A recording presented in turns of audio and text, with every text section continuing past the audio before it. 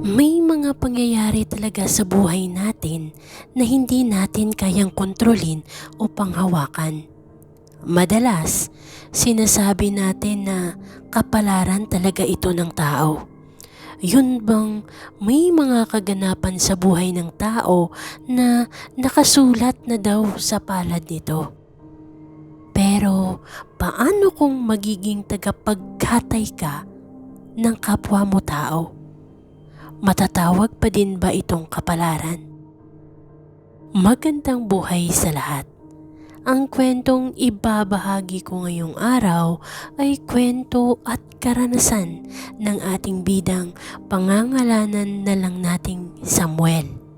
Walang eksaktong taon sa lugar ng Quezon Province.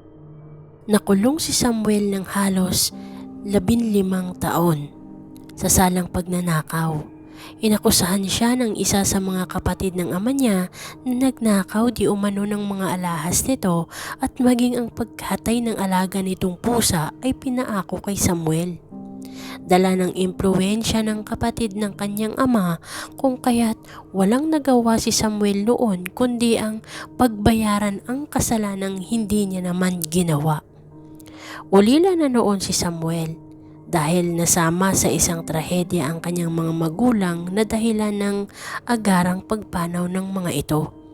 Sa kabilang banda, sinikap ng binata na maayos sana ang buhay niya ngunit sa kasamaang palad, hindi naging maganda ang pagtrato ng tiyuhin niya sa kanya.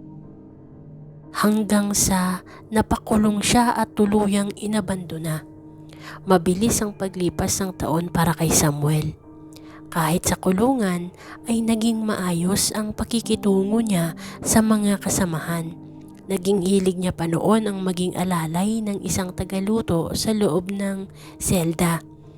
Nang mga panahong iyon, wala nang iniisip si Samuel kundi ang makalaya at maayos man lang sana ang kanyang buhay. Isa sa mga nakasundo niya sa selda ay si Mario. Ngunit nauna iyong nakalabas sa kanya. Inabisuhan siya nito na pag nakalabas na siya ng kulungan ay tutulungan siya ni Mario na makapag-umpisa muli. Isa daw chef si Mario sa isang kilalang restaurant sa Quezon at gusto niyang bigyan ng trabaho si Samuel bilang panimula nito. Natuwa naman ang binata dahil iniwanan siya ng address at contact number ni Mario para nang sa ganon ay madali niyang matukoy ang lokasyon nito. Dumating nga ang pinakahihintay ni Samuel. Walang pagsidlan ang tuwa niya nang maiapak niya ang mga paa sa labas ng kulungan. Animoy pakiramdam niya ay nagkaroon siya ng panibagong buhay. Dahil wala nang kinilalang pamilya si Samuel kung kaya't dumiretso agad siya sa lugar kung saan iyon ang iniwan ni Mario. Habang nasa biyahe ang binata, di niya maiwasang magtaka dahil ang lugar na ibinigay ni Mario sa kanya ay liblib na para bang wala man lang nakikitang mga kabahayan. Nasa kalagitnaan kasi iyon ng isang baryo na kung saan malayo sa publiko. Naiisip niya pa noon na restaurant o kainan ang ibinigay na address sa kanya pero paano napupuntahan iyon ng tao gayong tago at liblib ang lugar? Sa puntong iyon, iniisip na lang ni Samuel na baka daw hindi naman kainan ang sinasabi ni Mario. Ngunit nasa ilang sandali ang lumipas nang marating niya ang mismong lugar. Namangha pa si Samuel dahil animoy isang mamahaling kainan ang nakikita niya.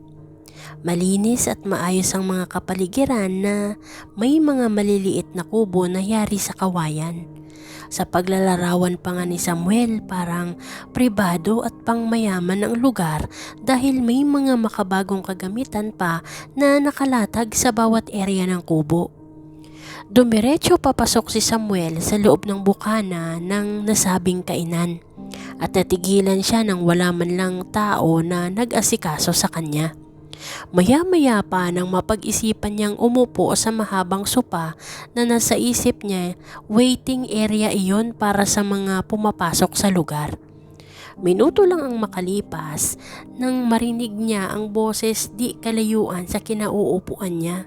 Nakatawa iyon habang tinatawag ang pangalan niya. Maligayang pagdating pre, Samuel. Di ko alam kung anong oras ang labas mo.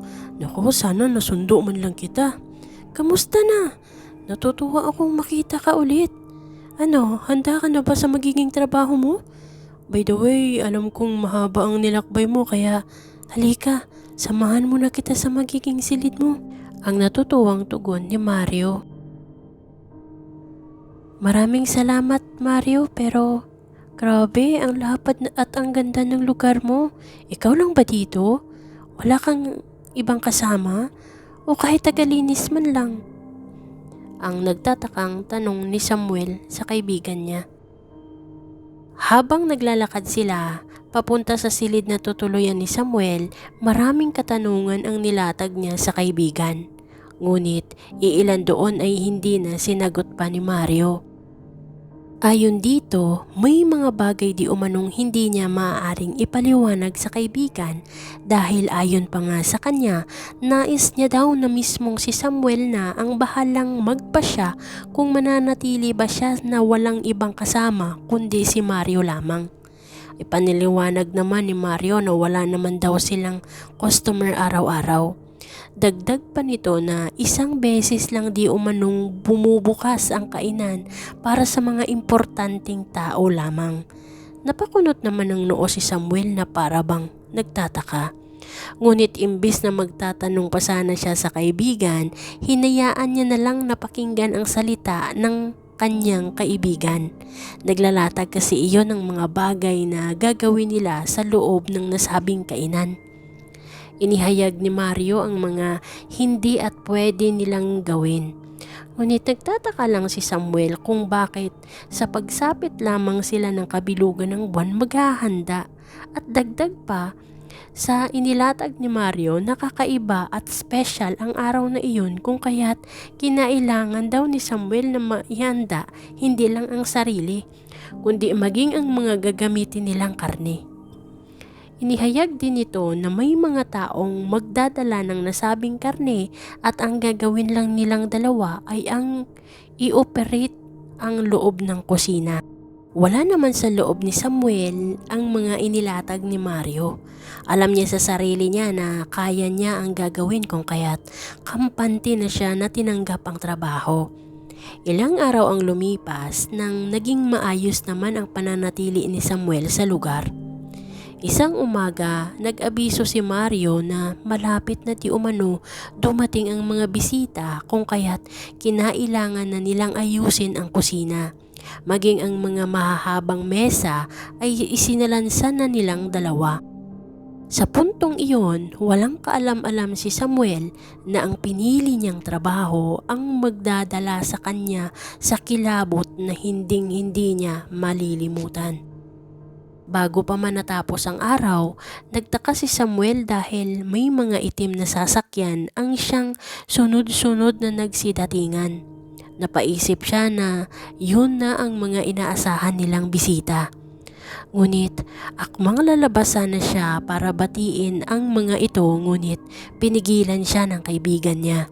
Ayon dito, hindi sila maaaring makipag-usap o kahit makipagkita sa mga nasabing bisita. Dagdag pa nito na magiging delikado ang buhay nila oras na makita sila ng mga ito. Kabilin-bilinin din ni Mario na sa oras ng paghahanda, hindi sila pwedeng lumabas ng kusina. Dagdag pa nitong meron lamang di umanong na-assign na kukuha ng mga putahing lulutuin nila. Hindi na lang umimik si Samuel kahit pa hindi niya lubos maisip kung bakit ganoon na lang kahigpit si Mario. Paggabi na habang naririnig ni Samuel na dumadami na ang mga dumadating. Naririnig niya kasi ang mga sasakyang nagsidatingan. Hanggang sa nag-abiso ang kaibigan na nailapag na ang mga karne sa tapat ng pinto ng kusina. Inabisuhan niya si Samuel na kahit anong mangyari, manatili iyong kalmado dahil ayon pa dito, hindi daw ordinaryong karne ang lulutuin nila. Hanggang sa nakita niya ang mga malalaking itim na plastic bag sa labas. Wala naman iyon sa loob na pinagbubuhat ni Samuel papasok ng kusina. Hinanay niya iyon sa mahabang lamesa nang bigla siyang matigilan. Nasipat niya kasi ang parte ng nasabing karne ay animoy katawan ng tao. Nakasarado pa noon ang mga plastik. Noong una, sa isip niya baka daw mga parte lang iyon ng kambing o di kaya'y baboy. Hanggang sa ilang minuto ang makalipas nang manlaki ang mga mata ni Samuel nang biglang isa-isang inilabas ni Mario ang pira-pirasong katawan ng isang babae. Halos hindi makagalaw si Samuel ng mga oras na yun dahil sa pagkagulat. Lalo pa noong hinawakan pa ng kaibigan niya ang ulo nito at inalagay iyon sa loob ng malaking kaldero. Nanginginig ang katawan ni Samuel habang nagtatanong kung totoo ba ang mga nakikita niya. Ngunit kalmado lang na sumagot si Mario ng, "Oo, mga tao ang iluluto natin, Samuel. Huwag ka nang tumayo dyan at maraming putahe ang lulutuin natin ngayon gabi. Ayaw nilang pinaghihintay sila kaya kung mahal mo pa ang buhay mo, kumilos ka na dyan. Huwag kang mag-alala at malulula ka sa ibabayad nila pag nagustuhan nila ang ihahain natin." Payo lang kaibigan, wala namang matinong trabaho sa ngayon na kikitain mo ay higit pa sa kikitain ng mga ordinaryong manggagawa. Tsaka dito, maayos tayong nakakagalaw at ang lahat naman ng lulutuin natin ay sila mismo ang pumipili. Di ka naman siguro takot sa mga bangkay, di ba? Ang sabi naman ni Mario sa kaibigan niya. Napatango lang si Samuel at hindi nagsalita. Gustuhin niya mang umatras ng mga oras na yon, ngunit wala na siyang magagawa dahil gusto niya pang mabuhay. Kahit pa parang babaliktad ang sikmura niya, lalo pa noong pinalinis sa kanya ang mga lamang loob na kung saan ihahanda lang daw iyon na hindi man lang naluluto. Maging ang mga parte ng katawan ay hiwa-hiwalay, depende sa kung ano ang gusto ng kanilang mga bisita. Pinaka-espesyal na handa nila ay ang dila. Yun daw ang pinakapaborito ng mga aswang na inihahanda pagkatapos kumain ng mga karne. Habang tinatapos nila ang trabaho, nangako si Samuel sa sarili na aalis siya sa lugar na yun. Ayon pa nga sa kanya, kahit hindi na siya bayaran, basta ayaw niyang manatili sa ganoong trabaho. Madaling araw na nang matapos ang kanilang ginagawa. Ramdam ni Samuel na isa-isa ding nagsialisan ang mga sasakyan sa labas. Doon inihayag niya ang saloobin niya kay Mario. Naunawaan naman iyon ng kaibigan kung kaya't nirespeto nito ang pagpapasya ni Samuel. Kinaumagahan, ibinigay ni Mario ang halos kalahati ng perang naibayad sa kanila ng mga aswang.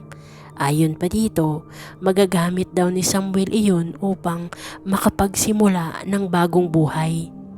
Isa lang ang naging kahilingan ni Mario, ang ilihim ang lugar kung saan itinayo ang kainan ng mga aswang. Hanggang dito na lang ang kwento ni Samuel. Kung kayo ang tatanungin mga kabaryo, tatanggapin nyo bang trabaho ang magluto para sa mga aswang kung babayaran kayo ng 1,000,000 sa loob ng isang gabi?